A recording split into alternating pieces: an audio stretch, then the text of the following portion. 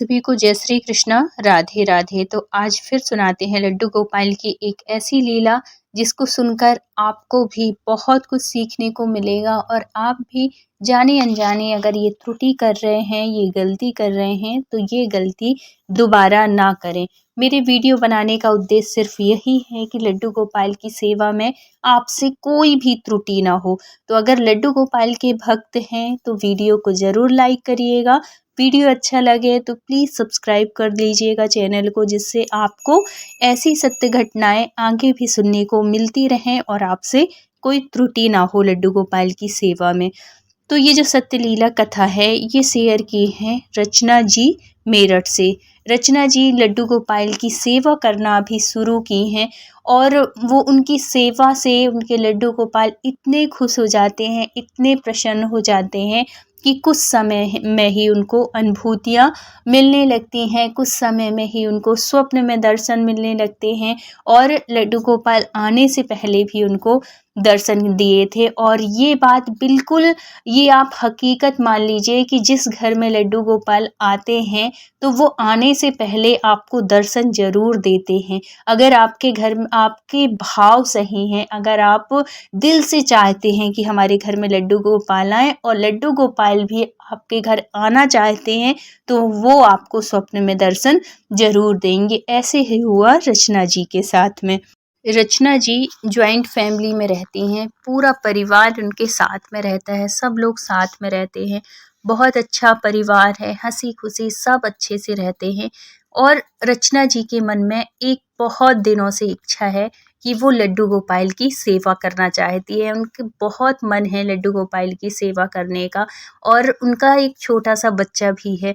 उसको देख के, क्योंकि वो जब हुआ था ना उस टाइम पे इनका मन था कि मैं लड्डू गोपाल की सेवा करूं, मैं भी लड्डू गो और इनके मन में कैसे आया, क्योंकि इनकी एक फ्रेंड है जिसके घर में लड्डू गोपाल हैं, वो बहुत लड्डू गोपाल की सेवा करती है। तो जब भी ये जाती हैं उनके घर में, इनका भाव और ज़्यादा होने लगता है और बढ़ जाता है और उनका मन करने लगता है कि मेरे घर में जब भी जाती उनके घर में तो हमेशा उनसे लड्डू गोपाल से कह के आती कि हे कन्हैया मेरे से सेवा कब लोगे, मेरे घर कब आओगे, ऐसे वो हमेशा कहती।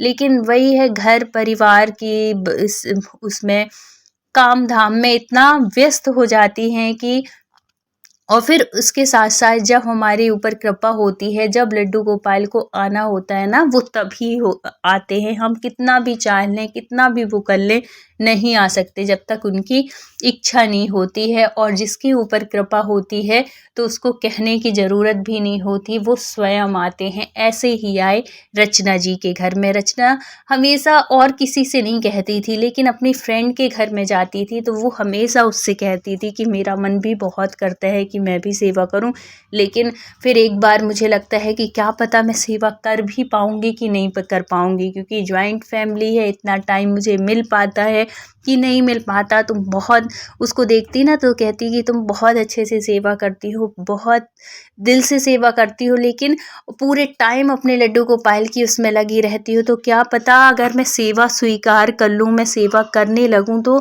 मैं तुम्हारे जैसे सेवा कर भी पाऊँगी कि नहीं कर पाऊँगी, मैं इनको इतना टाइम दे भी पाऊँगी कि नहीं, क्योंकि अकेले रहने से और साथ में रहने से बहुत वो हो जाता है। तो वो इस वजह से वो थोड़ी एक बार अपने मन को इच्छा भी होती तो समझा लेती कि कहीं मेरे से त्रुटियां ना होने लगे लड्डू गोपाल की सेवा में, क्योंकि यही करना चाहिए। जब हम पूरी तरह से, जब हमें लगे कि हाँ हम लड्डू गोपाल की सेवा कर सकते हैं, तभी आप अपने घर में लड्डू गोपाल को लेके आइए। और ऐसा भी बिल्कुल नहीं है कि लड्डू गोपाल की सेवा में आपको 24 घंटे ही रहना है।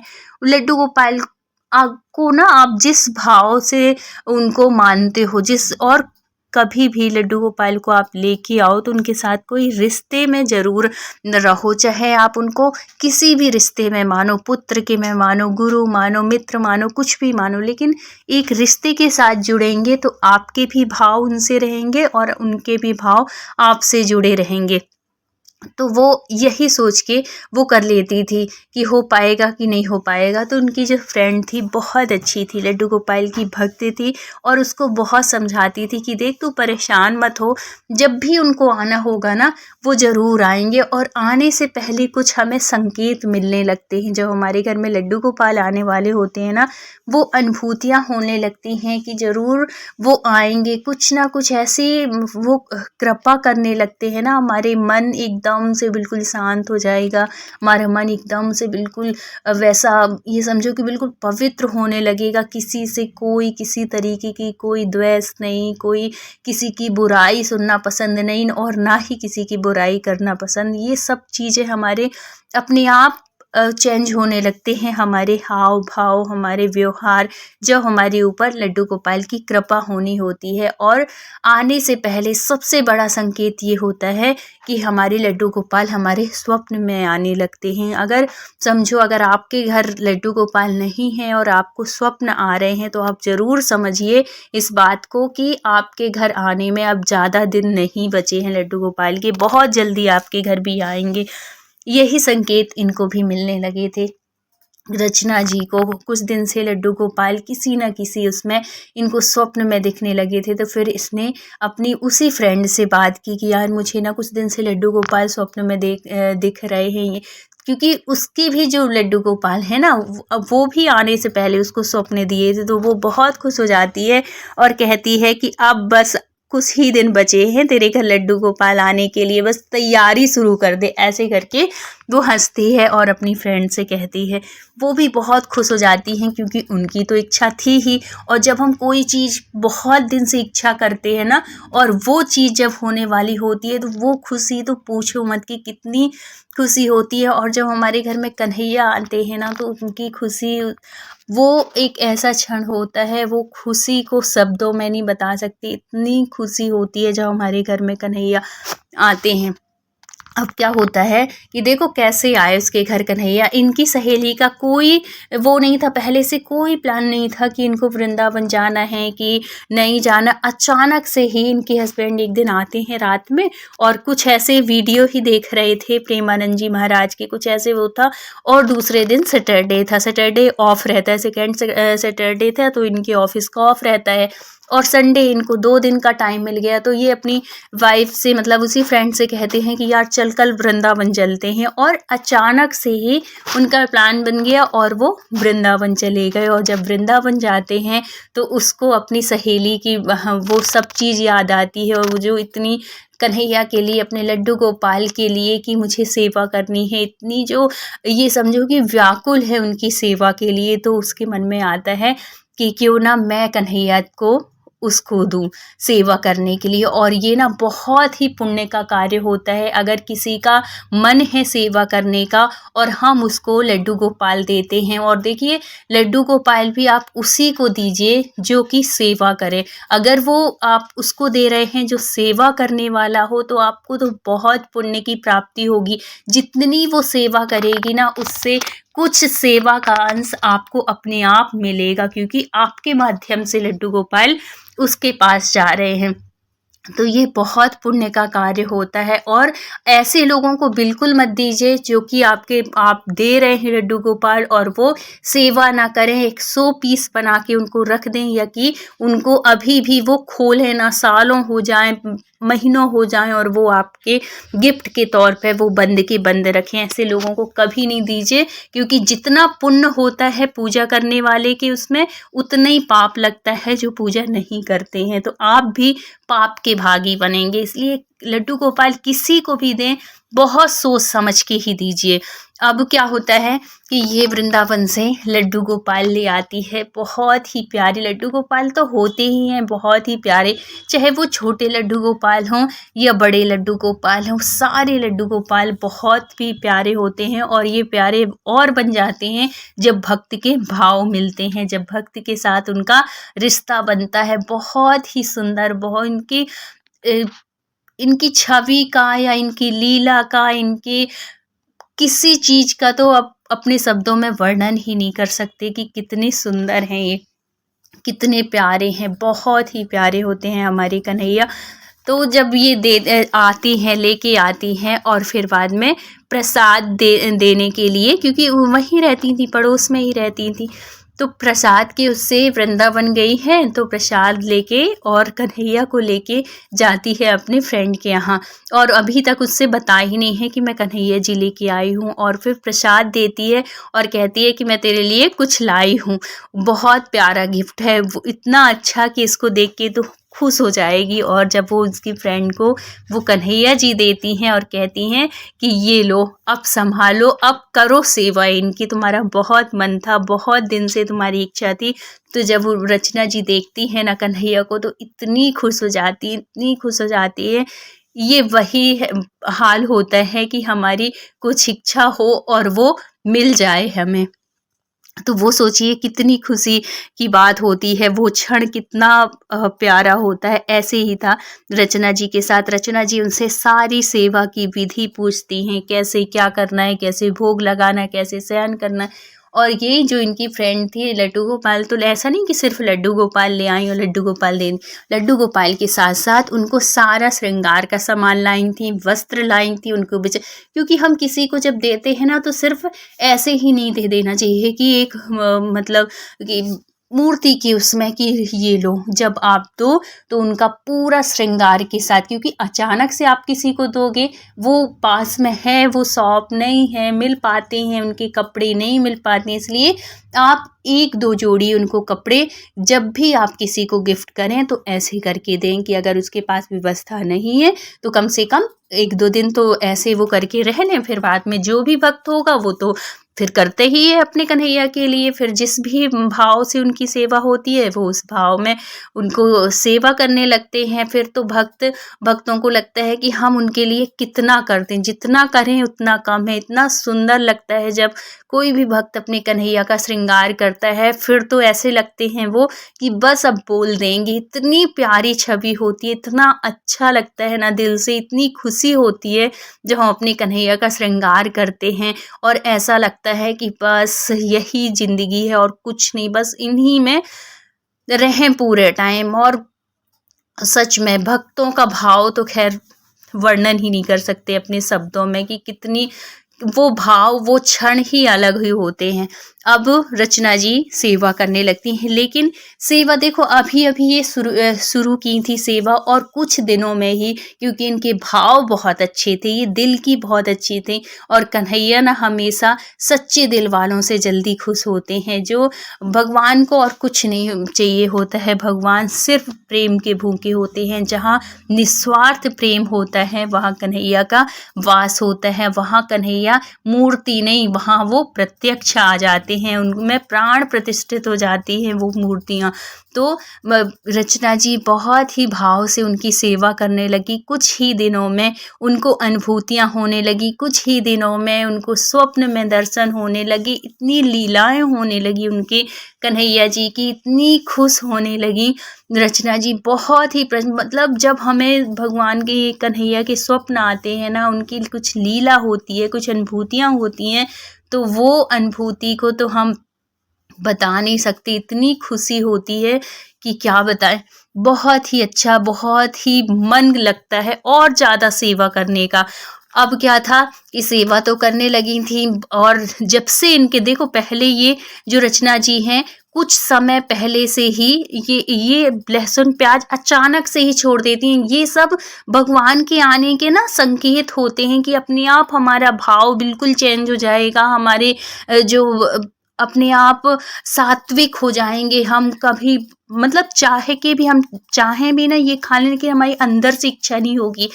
2 महीने पहले से ये अचानक से ही ये लहसुन प्याज छोड़ दी थी। घर में सब खाते थे लेकिन ये इन्होंने छोड़ दिया था। अब ये लड्डू गोपाल आ गए तो फिर पूछो ही नहीं। फिर तो धीरे धीरे ये समझो कि उनके घर में सभी ने लहसुन प्याज छोड़ दिया और एकदम से सात्विक खाना बनने लगा उनके घर में। खूब अच्छे से श्रृंगार करती इनको, सुबह से लेकर रात्रि शयन तक का बहुत अच्छे से करती थी। और ये जो थी रचना जी, जब ये लड्डू गोपाल आए थे ना तो पहले तो 1-2 दिन 2 जोड़ी कपड़े तो ये दे के गई थी, लेकिन फिर एक दिन जाके ये अपने लाला के लिए, अपने लड्डू गोपाल के लिए बहुत सारे वस्त्र लेके आती हैं, उनके श्रृंगार का सामान, उनको बिठालने के, उठाने के, सब कुछ मतलब जितना होता है सामान, सब लेके आती हैं। और उसी के साथ-साथ ये लेके आती हैं, एक उनके लिए एक थाली लेके आती हैं कि ये लड्डू गोपाल की थाली है।